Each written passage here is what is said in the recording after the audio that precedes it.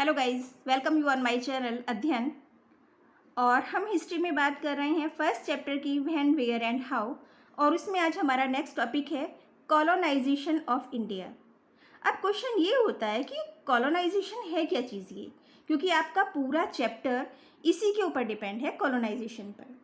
तो कॉलोनाइजेशन है क्या?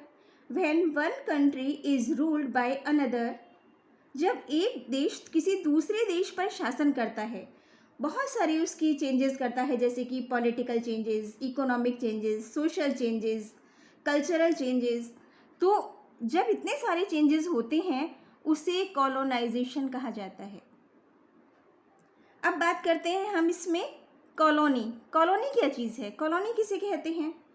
The country which is ruled by another country is called colony. जिस कंट्री पर रूल किया जाता है उसे कॉलोनी कहते हैं। जैसे कि ब्रिटिशर्स ने हम लोगों पर ओवर रूल किया, तो हम क्या थे? ब्रिटिशर्स की इंग्लैंड की कॉलोनी। और इंग्लैंड क्या था? हमारा इम्पीरियलिस्ट कंट्री। अब इम्पीरियलिस्ट कंट्री क्या होता है? जब मैंने आपको ये एग्जांपल दिया, शायद इसकी डेफिनेशन थोड़ी इजी हो गई होगी आप लोगों के लिए। इम्पीरियलिस्ट कंट्री कहते हैं while the country that rules is called imperialist. जो कंट्री किसी दूसरे देश पर शासन करता है, रूल करता है, उसे इम्पीरियलिस्ट कहते हैं। तो ये तीनों डेफिनेशन आप लोगों को क्लियर हो गई, colonisation, colony and imperialist. Guys, previous video देखने के लिए आप जो है इस चैप्टर को मेरी पहली वीडियो देख सकते हैं इसके लिए, ताकि आपको इसमें और चैप्टर अच्छे से समझ आ जाएगा। अब बात करते हैं हम इसमें कि ईस्ट इंडिया कंपनी इंडिया में आई ही क्यों। ब्रिटिशर्स की जो कंपनी थी, जो यहाँ एज ए ट्रेडर्स आई थी, तो वो यहाँ पर आई क्यों थी, उसका रीज़न क्या था? अब आफ्टर इंडस्ट्रियल रिवॉल्यूशन बहुत सारे चेंजेस आ गए थे। जैसे कि ये तो है कि बहुत जल्दी ही उन्होंने इंडस्ट्रीज़ डेवलप कर ली थी इंग्लैंड ने। अब उन्हें अपने जो उनके प्रोडक्ट्स थे उनको सेल करने के लिए उन्हें मार्केट भी चाहिए था, जहां वो अपना सामान इजीली बेच सकें। उन्हें अपने प्रोडक्ट्स के लिए रॉ मटेरियल भी चाहिए था, उसकी रिक्वायरमेंट भी थी। और दूसरा, उन्हें चीप लेबर की भी रिक्वायरमेंट थी। तो ये सारी वजह थी, ये सारे रीज़न थे जिनकी वजह से ब्रिटिशर्स ने इंग्लैंड को अपनी कॉलोनी बनाया। स्टार्टिंग में वो लोग एज ए ट्रेडर्स आए थे इंडिया में। अब हम बात करते हैं, ये तो था एक रेफरेंस कि वो आए ही क्यों यहाँ पर। इन 16,000 CE, यानी कि 1600 ईस्वी में एक इंग्लैंड की ट्रेडर्स कंपनी का ग्रुप था जिसे कहा गया England east India company, EEIC। क्या कहा गया जिसे? English east India company, EEIC, जो कि लंदन की कंपनी थी। अब उस समय इंग्लैंड में क्वीन एलिजाबेथ फर्स्ट का शासन था, तो उन्होंने परमिशन दे दी, उनको एक ग्रुप बनाया गया ट्रेडर्स का, बिजनेसमैन का, जिसे EEIC कहा गया। और उस ग्रुप को इंडिया में बिजनेस करने के लिए, ट्रेडिंग के लिए परमिशन दे दी गई क्वीन एलिजाबेथ फर्स्ट के थ्रू। थॉमस रॉय, जो कि एक रिप्रेजेंटेटिव थे इंग्लैंड के उस समय, तो उन्होंने इंडिया में उस समय मुगल एम्परर जहांगीर का शासन था। उस समय मुगल्स ओवर रूल कर रहे थे इंडिया को, तो उन्होंने जहांगीर से आकर, मुगल एम्परर से आकर यहाँ परमिशन ली बिजनेस करने की। उसके बाद काफ़ी टाइम बाद जो मुगल एम्परर थे दूसरे, फारूकसियार, उन्होंने उस जो कंपनी थी, ट्रेडिंग कंपनी, उसको बहुत सारे राइट्स दे दिए।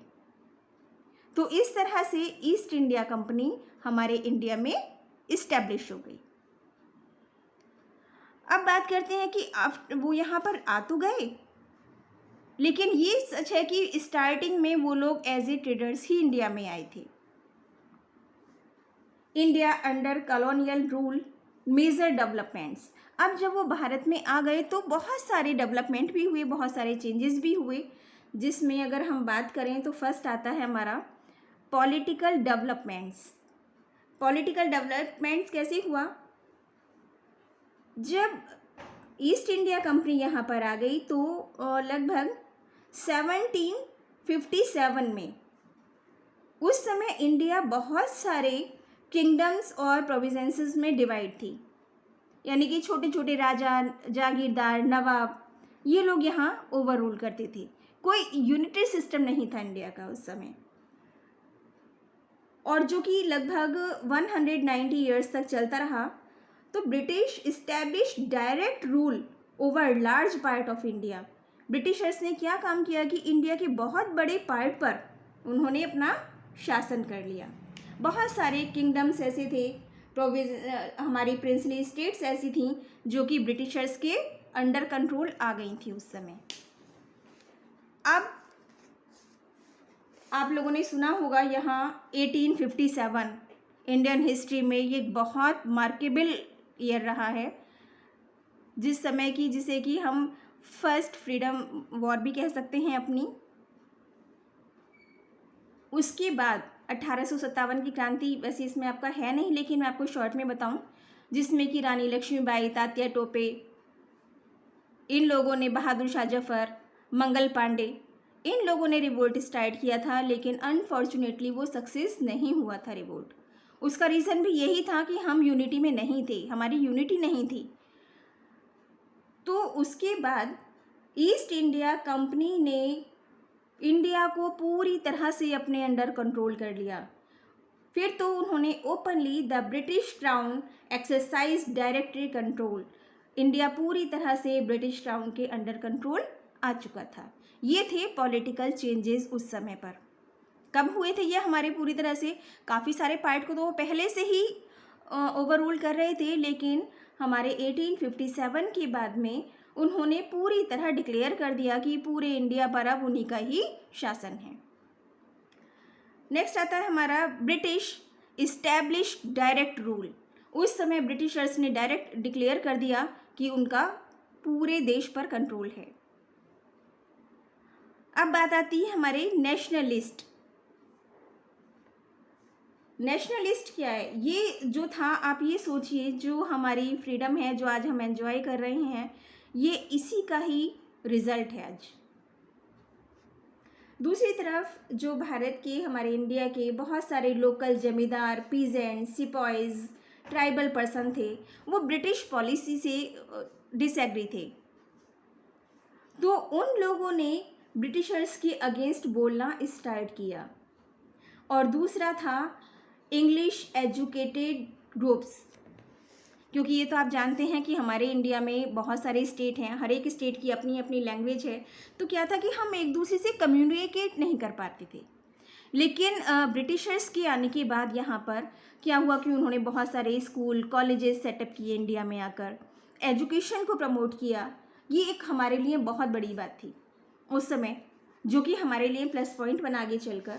तो उन लोगों का जो इंग्लिश एजुकेटेड ग्रुप्स था, कलेक्टिवली नोन एज नेशनलिस्ट, उनको नेशनलिस्ट के नाम से जाना जाता था, क्योंकि वो भारत के अलग अलग स्टेट से आए हुए थे, अलग अलग प्रांत से आए हुए थे हमारे।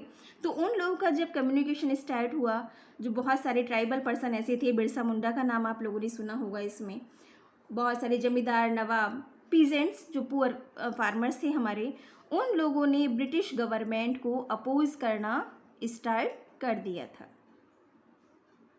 अब नेक्स्ट आता है हमारा कॉन्स्टिट्यूशनल इस्टेब्लिशमेंट।